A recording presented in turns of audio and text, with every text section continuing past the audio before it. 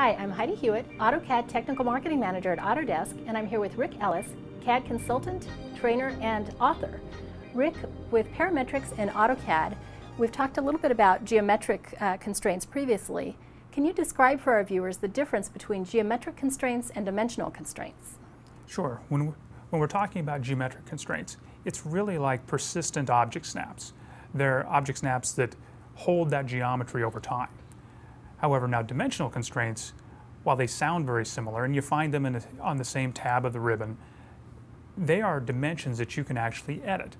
And this is not like a dimension override where someone would go into a dynamic dimension and type in a new number and it doesn't reflect the geometry.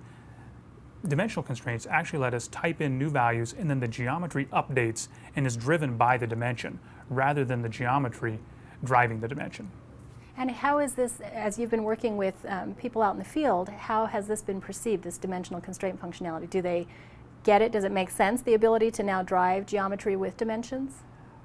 It does. However, the interesting thing is when I get a chance to teach classes to people who are brand new to AutoCAD, they seem to pick it up right away. It's one of those questions that they always used to ask is when you introduce dimensions to them, they'd say, well, why can't I just type in the value here? I want the line to be X number of units long. I want to just type it in and make it be that way.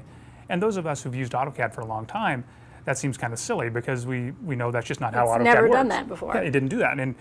And that's not a silly question anymore because that's exactly how dimensional constraints work.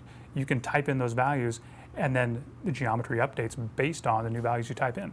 Great. Well, I think as people, as you're saying, the newer users and as people kind of get familiar with just dynamic functionality and software in general, that's the way we're headed. And once you try it out, for those of us who have done it for a long time, you pick it up very quickly and it's very easy to use. It's just a different way of thinking. And that's what parametric drawing in general does, is it lets you think about the way that you work in your drawings and edit in a completely different way. Kind of designing as you go as opposed to having to know exactly what you're doing to start with, like for dimensional lengths and values that way. Exactly. All right, great. Thanks, Rick.